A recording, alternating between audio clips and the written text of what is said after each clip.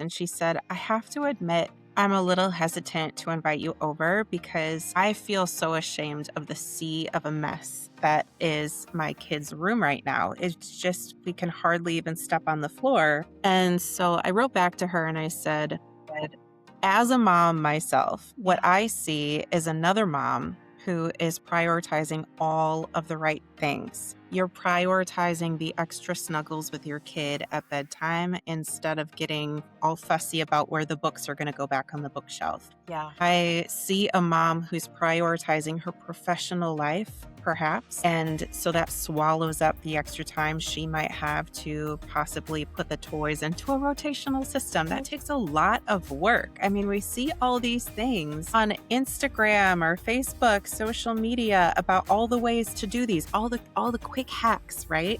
There's no quick hack to organizing, especially when you have kids. Hello, and welcome to this episode of Mom Essentials. All right, mamas, how many of you have ever looked around your house and thought, how did it get like this? I used to have it all together.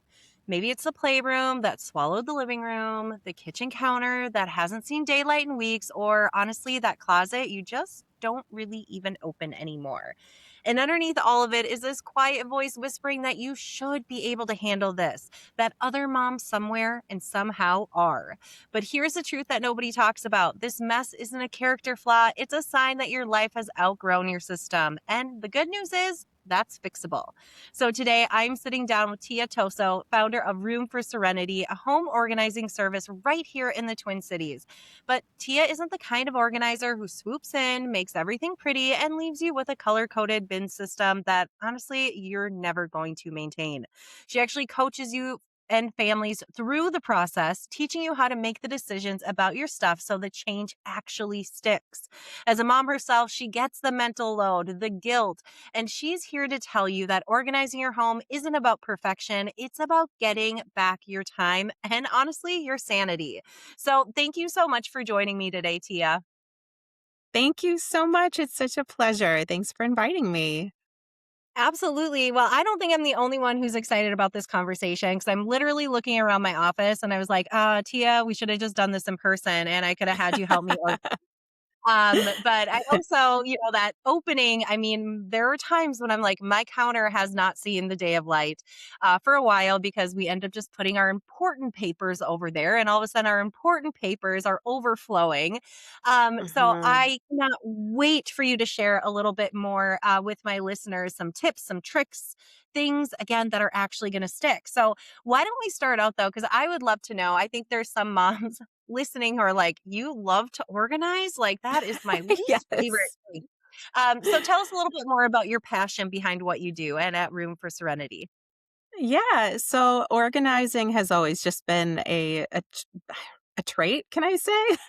Something that I've just always enjoyed doing. Anytime that I had a friend moving, I would ask if could help them pack things up in boxes and organize like even the labels on the boxes, and then help them unpack on the other end and organize their kitchen for them.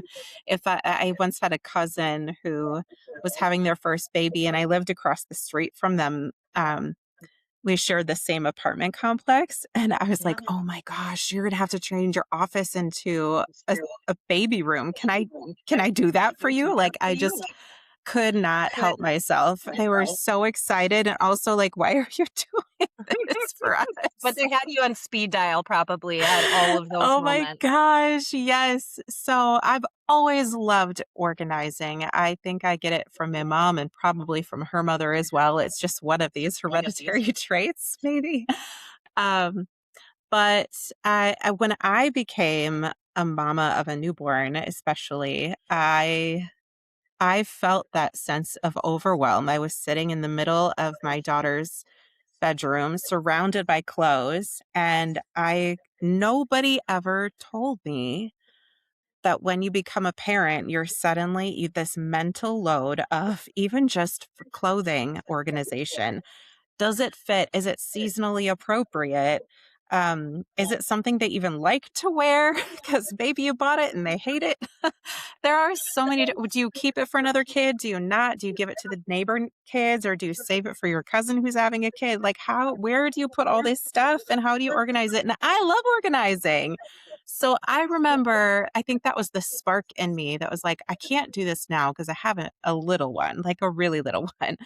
But Yeah. someday I want to be that reprieve for moms. I want to be the one that can come in with absolutely zero judgment and just say, can I please help? Let me help you because I love doing this.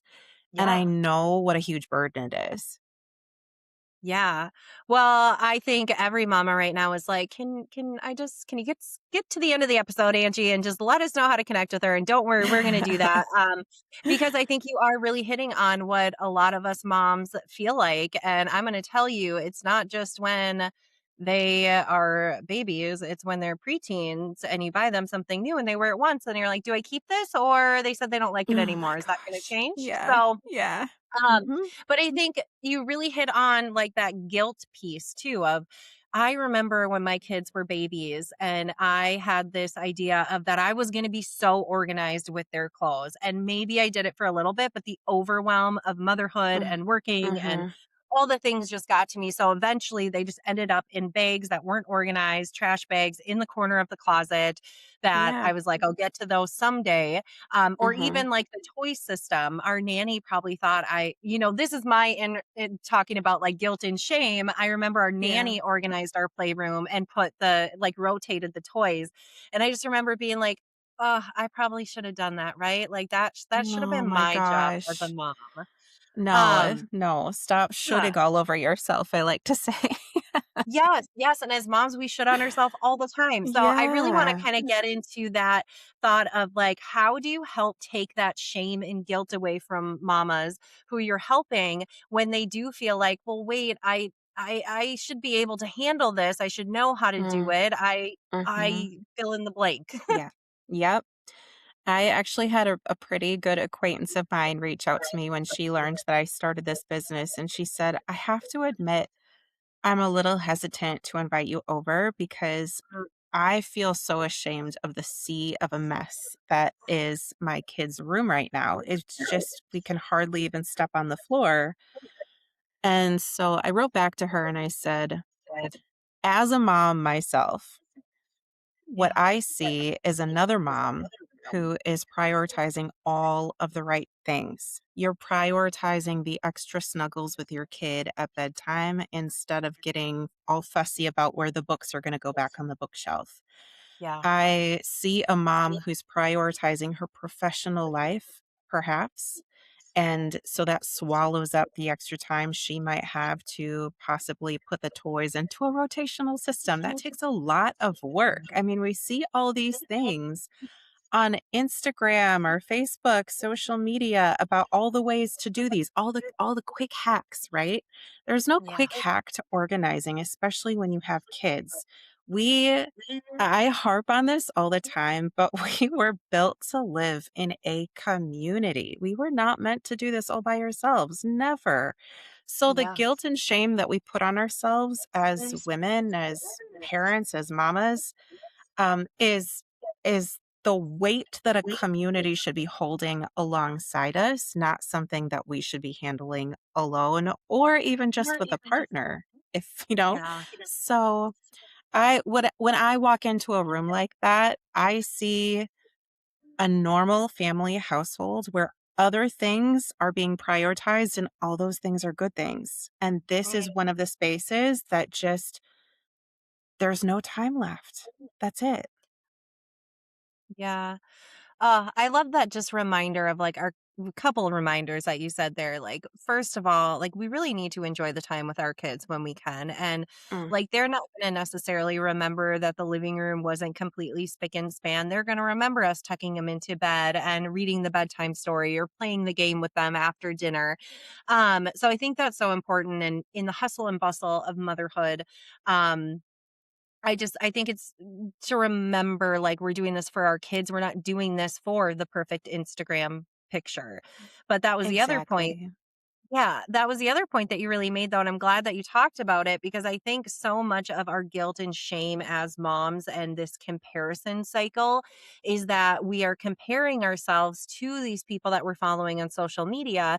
And we think, oh my gosh, look at their house. Like it's perfect all the time and it has the best lighting. And then you look at your house and you're like, oh, mine doesn't look anything like that. And we forget that people are Mhm. sharing highlight reels and there's even content creators that rent out houses. That is not a house where a 2-year-old lives.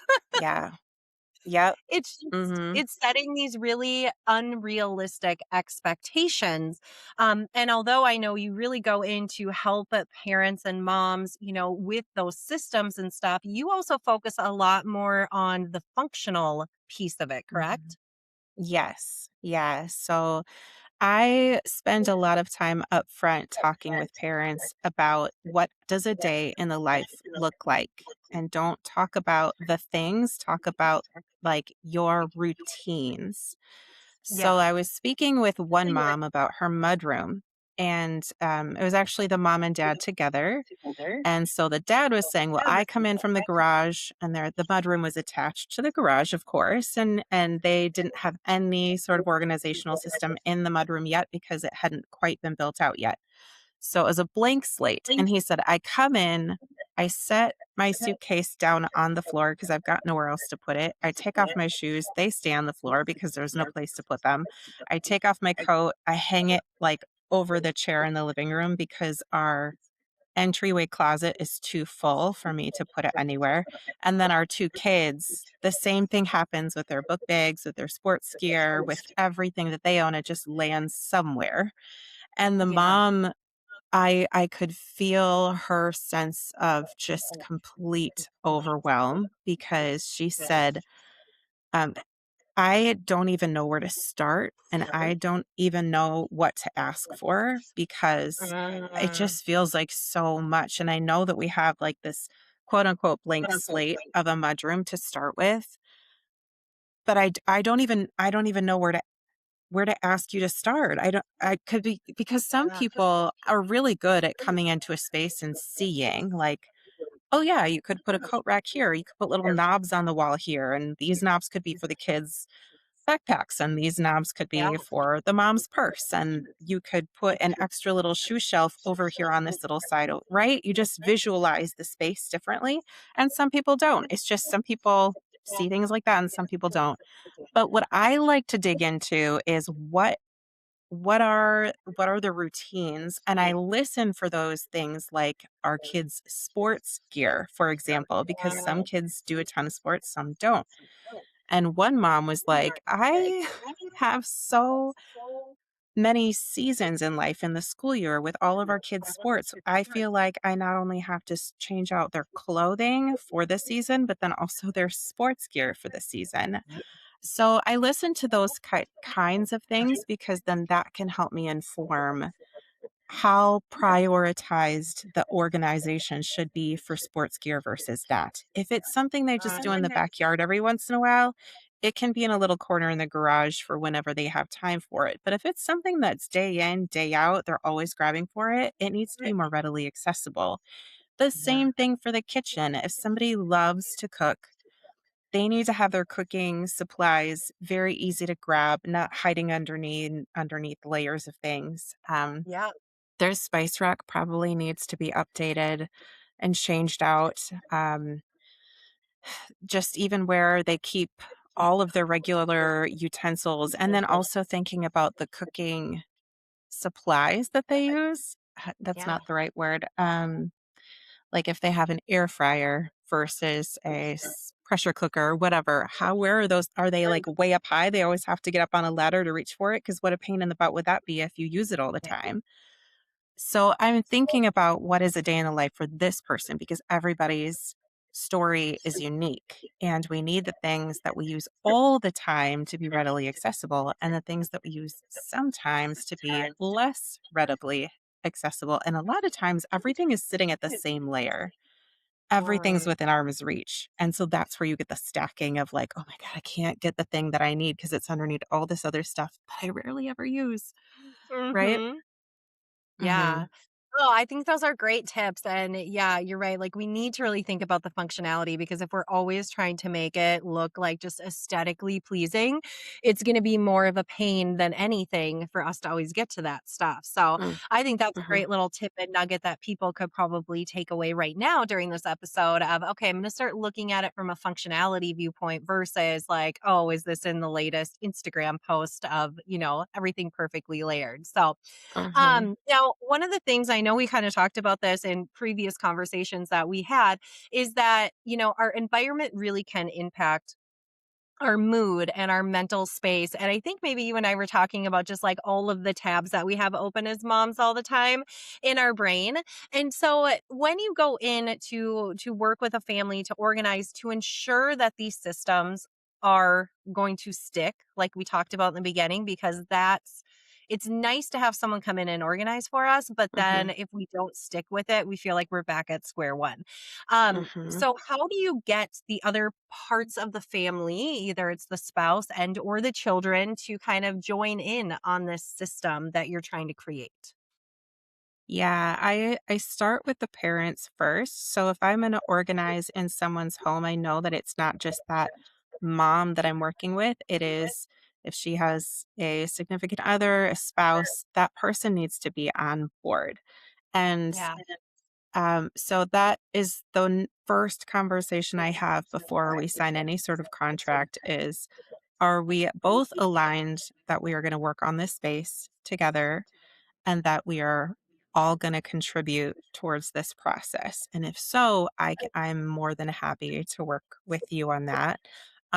If not, let's think about perhaps a different space in the home that both of you can align on. Because sometimes one space is a little bit more touchy than the other. Like if we're talking about the garage, and say the husband is like, nobody's touching my tools. But then we Mhm. switch the conversation to perhaps the laundry room. He's like, I don't care. Like, sure, go Yeah. ahead. Right. And then once they start to see the transformation and how awesome things can feel and function in that space, sometimes the person who's more reticent to begin with starts to open up and is like, well, can you organize my closet too, I guess? So it's just kind of seeing the difference. It's a yes, a lot of it is about decluttering and getting rid of things that no longer serve you, which the people can get really emotionally attached to. But when they see the end result, then they buy in. And they realize this is a really good space. So that's step number one is getting a significant other on board.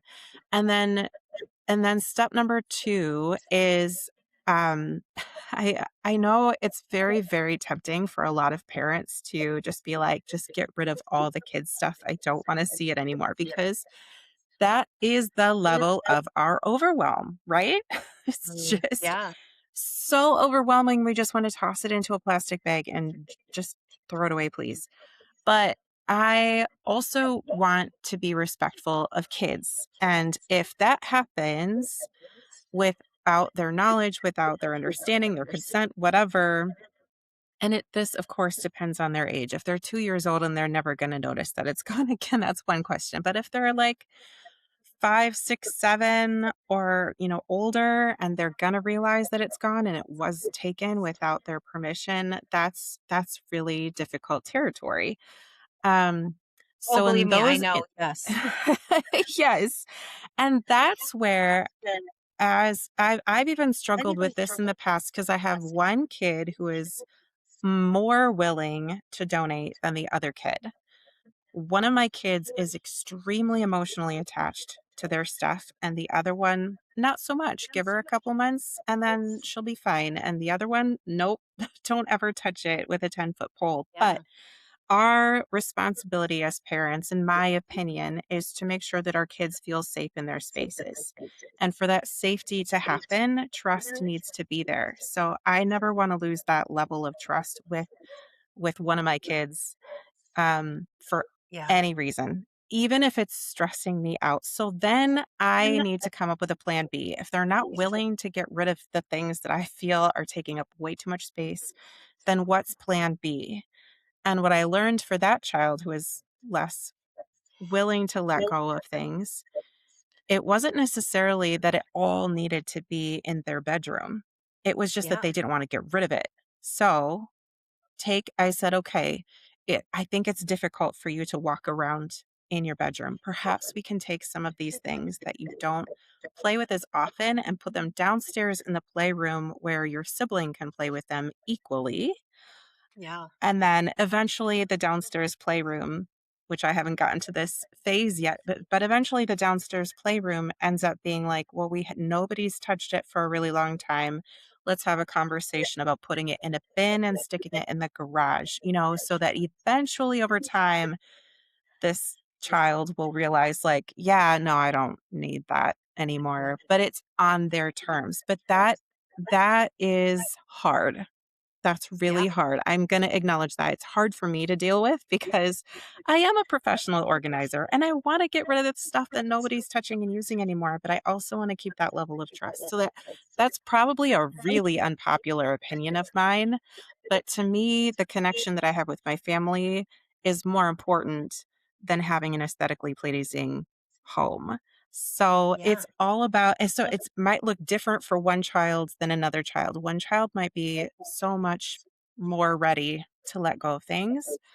Um, but I will say start when they're young. Start the conversations with them when they're young about how there are people in our community who would love to have the things that we have and they would use it every single day if they had it, but we're just keeping it in our house and not touching it. So, Yeah. you know, probably the first 5, 6 conversations about that's gonna go nowhere. It's gonna be like, "Whatever, I don't care." But Mhm. eventually they start to parrot back to you what they've heard you say, and I've even had my daughter tell me sometimes like, "Oh, I don't really need this," and it's funny because it's like a McDonald's toy. She'll be like, "I don't really need this. We can probably donate this to another kid," and in the back of my mind, I'm like, "Oh, you sweet child. No other kid is gonna want your McDonald's toy, but that's okay. I'll make sure that it leaves the space," right? Yeah. Uh, yeah. Oh my goodness. Yeah, I'd love all of that. I think your thought of like to have conversations with the kids young, like that is not just a thing about organizing and keeping our house, in a system and thing. I think that's just a blanket statement for parenting because that's what I talk about a lot in my calm approach is that the M stands for mindful modeling. And so our children really Mhm, are looking at us and they're going to pick up on what we do and how we do it. And I just throughout this whole conversation, I'm just laughing to myself because we have when our friends come over or someone comes over, we'll do the quick clean of like, okay, we need to make sure that it looks, tidy in here. mhm. And sometimes when I'm just like, hey, we need to pick up the house, everyone needs to help, they'll be like, who's coming over? I'm like, "No one, Yes! no one, I just need to clean the house, like, we all live here," Oh my and gosh. but they're just Mhm. automatically, "Are the Petersons coming over?" Yep, So, yep. My kids yeah. have said the same thing. "Who's coming over this weekend? Why are we Yeah, No, this is just Saturday chores this time. yeah, We're yeah, just doing exactly. chores." Exactly. And I really love, Yeah. kind of your again, it's just relating to the work that I do with parents too, because I've definitely had moms come to me and they're like, well, I really want to try new techniques with parenting, but my spouse or my partner is not on board. And I always say that like one person can make a difference in a household. Mm, And so I've mhm, seen it before too, where like one starts making the changes and the other one is like, oh, like, I kinda see how stuff's different between you and the kids now, like, maybe I'll see if this works, and I'll start maybe a little bit, I'll dip my toe in, and then eventually they start adapting some new strategies as well to their parenting toolboxes because they see mhm, kind of that domino effect. So I love that you start with the parents in all of those categories so that it can trickle down, to the kids. But mhm, what about our kids' rooms, Tia? Because I can try be as organized as I want. And then I mhm. look in my kids' rooms and I'm like, how have you not broken a limb by going in here right now? And you Right? talk about that you want them to be a safe space and it Mhm, is hard. And yes, every mhm, kid is so uniquely different. I say that to all parents. Every family's different. Every child is different and unique. I have twins and I say it all the time mhm, that I need different tools for my son than I do for my daughter, even when I want the same outcome. But what about when we are getting stressed out over the clutter and the things? I Mhm. mean, my son has so much stuff on his walls. I was like, how can you fit? Like, we just painted your room and you just want to cover it all up. Like, why did we paint it? But again, I know that that's his safe space and that's where, Mhm. he feels the most comfortable. So, what do you Mhm. say to those parents who are kind of that's their main focus is that their room is always messy and how do I get them to clean it? Do we just leave it alone? Mhm. No, you don't necessarily need to leave it alone. So there's two stages to organizing. The first is decluttering. So that's what I was talking about first, where some kids are not willing to let go of things or declutter, and some kids are. In which case, you can work with that.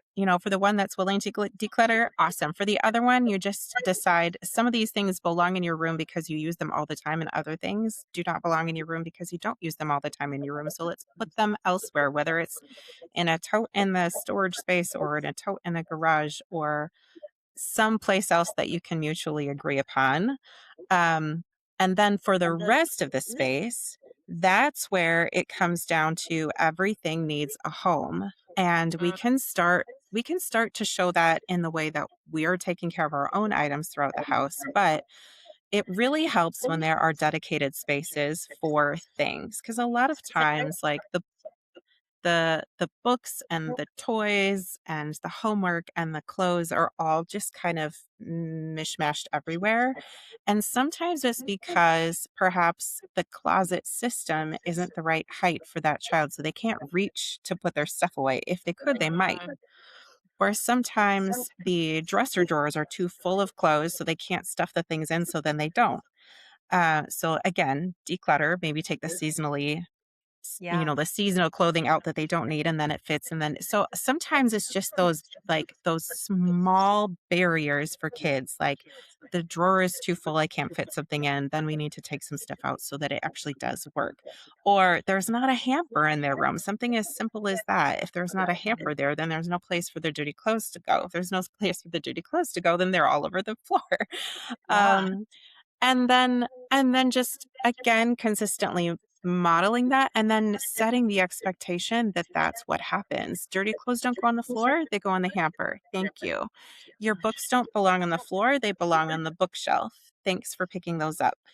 And just expecting that behavior from them as opposed to allowing it to continue to be the way that it is. And I say all of that with full grace and full understanding that in some seasons of our lives, we do not have the mental capacity to hold them to that level, right? It's sometimes in our lives we are too overwhelmed to keep those spaces as organized as we might want them or as we might want our kids to have them. So I Yeah. would say have grace with yourself. Allow yourself to go there when you have the energy and give yourself permission to be like, I kept them alive today for the times when it's not working.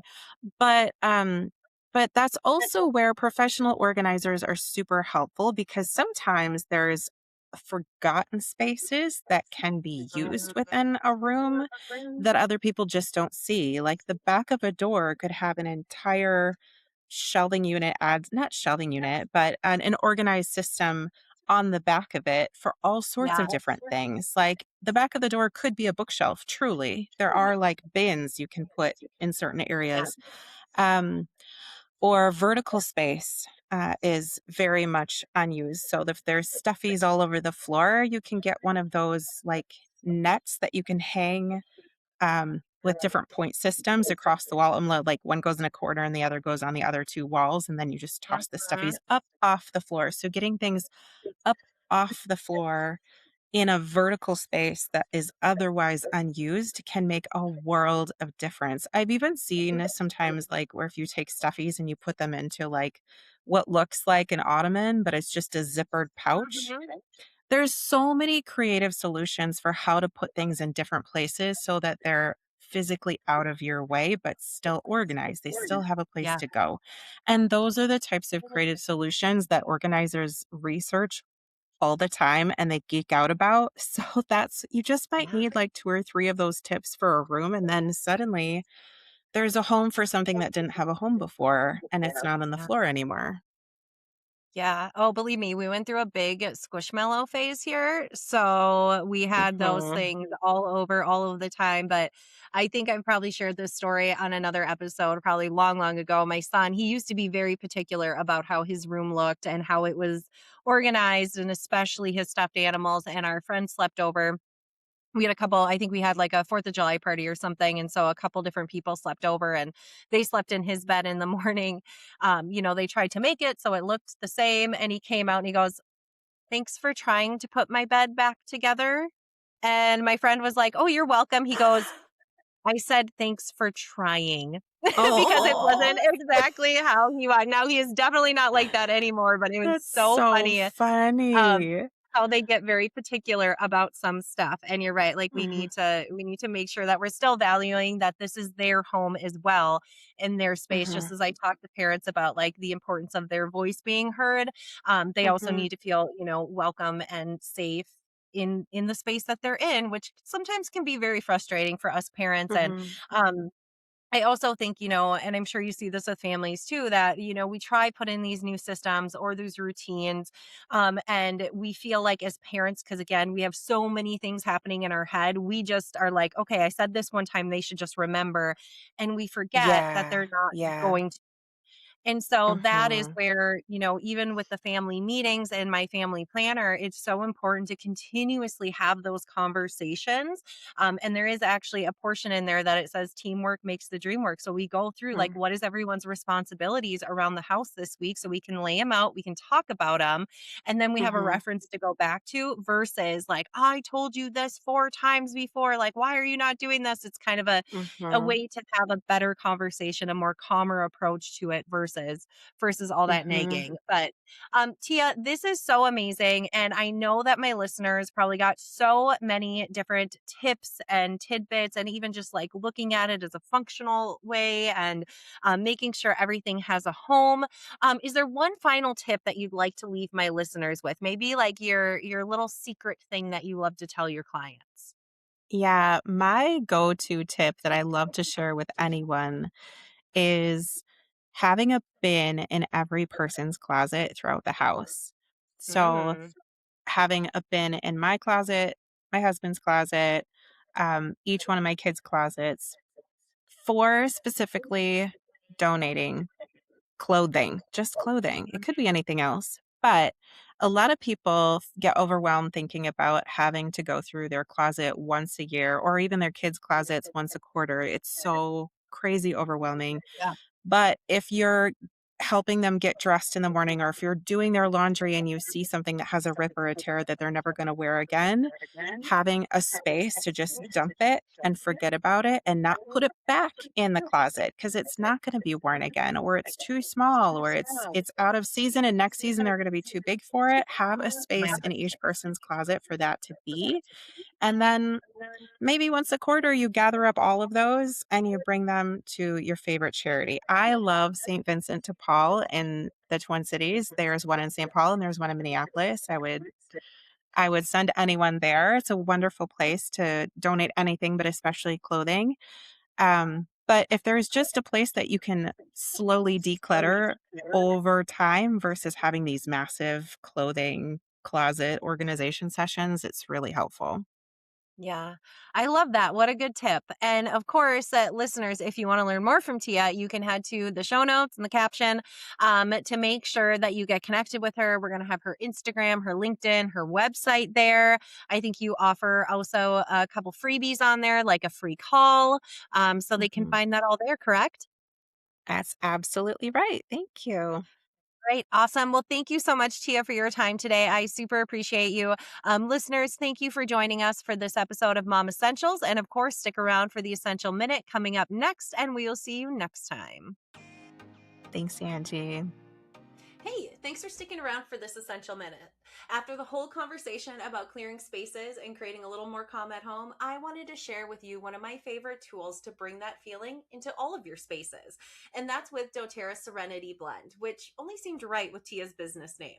So when you finally clear a space, that mudroom, the closet, the counter, your brain notices. And pairing that freshly settled space with a scent like this can give you little cues that say, this is the calm version of this room. So Serenity becomes part of the reset, not just the tidying. So a few ways that you can use this. Run it in your diffuser while you do a 5-minute pickup or tackle that donation bin Tia talked about. The tasks feel lighter when the room already smells like a deep breath. Now, once the space is organized, you can continue to diffuse this in there. So the calm you work so hard for is what you walk back into instead of that chaos creeping in the back of your head. Now, another way is put a drop or two on a cotton ball and tuck it into a freshly cleared drawer or basket. So opening it feels like a tiny reward for all of the work that you did. But let's be honest, right? An oil isn't a fix. It's unfortunately not going to declutter the playroom or build the systems. And Tia would be the first to tell you that part is the real work. It's just a small ritual, one more tool in your parenting toolbox that helps keep a calmer space actually feeling calmer. Now, if you're interested in adding this into your toolbox, head to the show notes or caption and grab it up. Happy oiling! Thanks for listening to this episode of Mom Essentials. If you're looking for simple ways to bring more communication, connection, and calm into your home, head to theparenttoolbox.info and check out the Calm Family Planner. And as a special thanks for being a listener, you can take $5 off with the code ESSENTIALS. That's code ESSENTIALS. Want more tips in between episodes? Follow us on Instagram at The Parent Toolbox. See you next time.